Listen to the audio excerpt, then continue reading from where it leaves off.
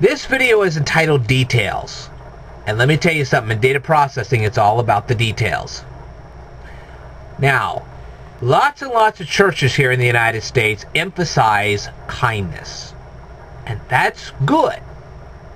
But then they leave out other details. Now, not all churches do this, but there are some churches that leave out the details I'm going to now give to you. And if they deliberately leave these details out, you need to walk away from them and find a church that will include these details.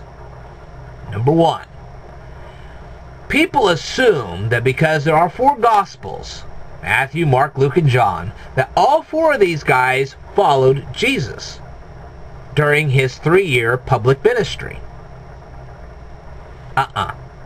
Matthew did, John did, but Mark and Luke, no. Matter of fact, Luke was the physician of Paul. So he didn't follow Jesus during those 3 years of public ministry. Didn't happen that way. Now then, that's an important detail. Alright, here's a second important detail. We have churches today where over half the congregation are nothing more than a bunch of blithering idiots. Like I said, not all churches are like this. But there are some that are. And you have to sit there and go, wait a minute. Why?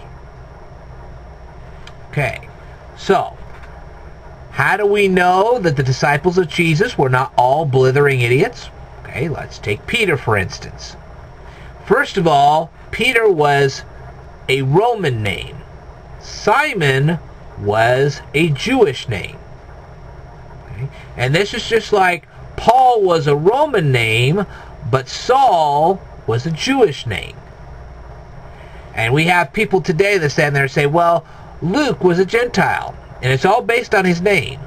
You can't base it like that, because there were disciples of Jesus who later became apostles, and like I said, they had a Jewish name and a Roman name. There is a possibility that Luke indeed had a Jewish name. We may not know what that name was, but it may have been.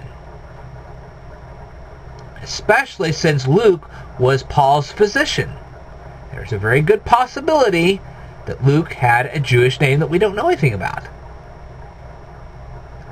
Okay, now then, let's go on here. Peter was a fisherman. That means he knew how to fish. He knew astronomy. You don't just shove off on a boat and see if you can get yourself back. Doesn't work that way. He knew about ropes. He knew about fishing nets. Okay? He knew the various types of fish in the sea. He knew this.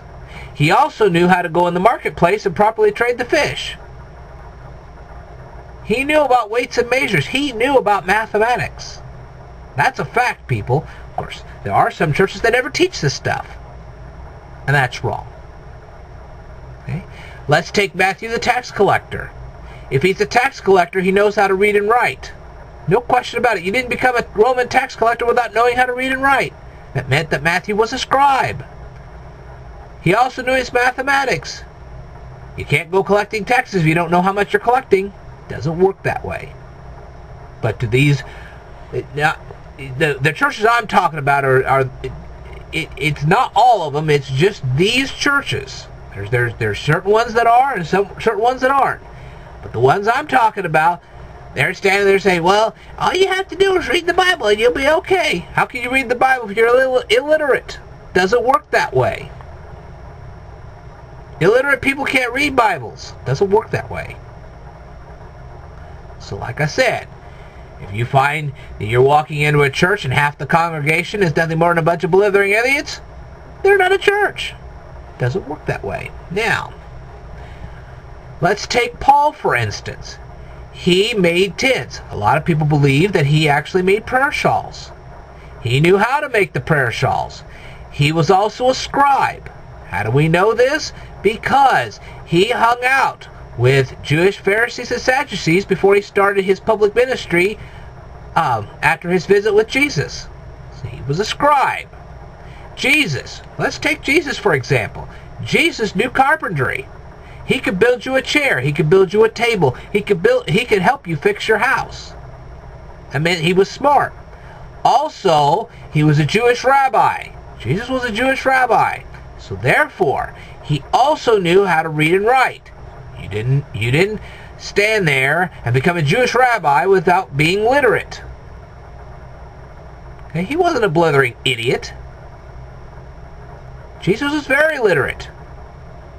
He was a scribe. You become a scribe first, then you become a rabbi. But there are churches out there that won't teach this stuff, and it's wrong. Okay, so now that we've established all this, that's better. Now that we've established all this, if you find you go into a church and half the congregation can't read, write, or do pretty decent arithmetic, walk out.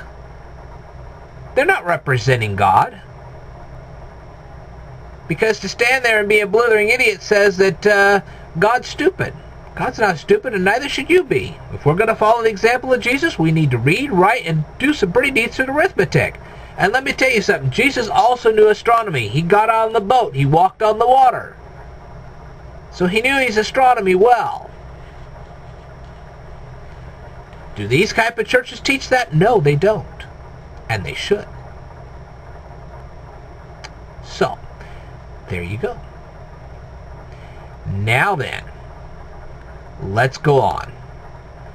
Oh, we have a church here and half our congregation is in massive debt. If you find that you are walking into a church which half the congregation is in massive debt, you got a problem. Okay, so how do we know that the disciples who later became apostles were not in massive debt? Number one, let's take Peter. Peter owned his own boat, so he was not in massive debt. He owned his own nets. He owned practically everything he had. Jews just don't suddenly fly themselves into massive debt, usually. Now, I know there are exceptions to the rule, but I'm just saying on a normal basis, Jews just don't go seeing how much debt they can get themselves into. So, knowing that, and knowing that Jesus does not approve of you being in massive debt, we have to say that these people were financially well off. Matthew the tax collector, let me tell you something. Matthew was not poor by any means. He wasn't in massive debt. He was a tax collector. He knew how to get his money. And Luke, being a doctor and being in massive debt, doesn't work that way.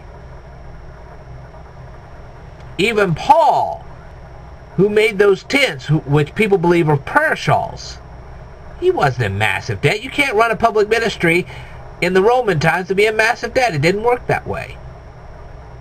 So, there you have it. There you go.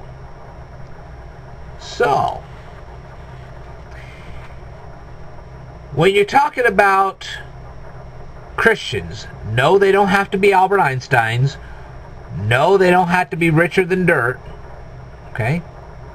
They don't have to have fancy mansions, stuff like this. But on the other hand, Christians are not supposed to be in massive debt. Christians are not supposed to be blithering idiots. Because what that tells people is, gee, God can't supply all your needs, and God's stupid.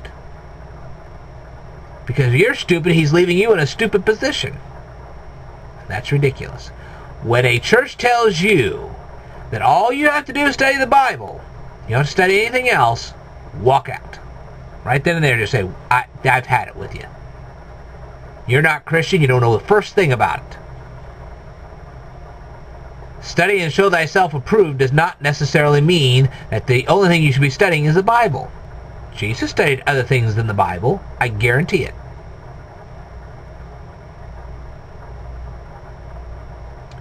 Study to show thyself approved actually means getting a very good education.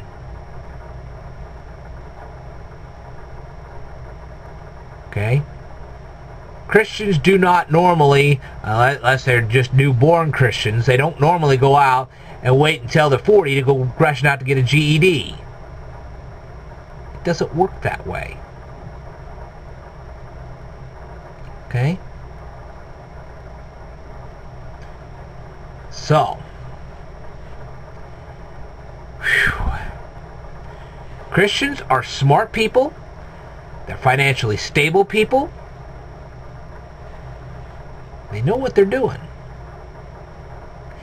And to have people saying, well, all you have to do is just be a blithering idiot and follow the Bible. No, it don't work that way. I know a lot of people are going to disagree with me, but I have presented the evidence right there to you. Those are the facts. Let me tell you something. When the Bible says, forsake all and follow me, if all you have is bad debts, it's easy to forsake that. But when you own a boat, you own nets, you own all kinds of equipment, that's a lot harder to forsake. When you're a tax collector and you got tons of revenue coming in, that's harder to forsake.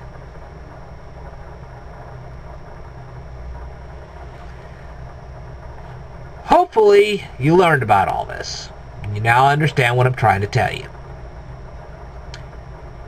Christians are to be financially stable, and they're to be smart. Not geniuses, but smart.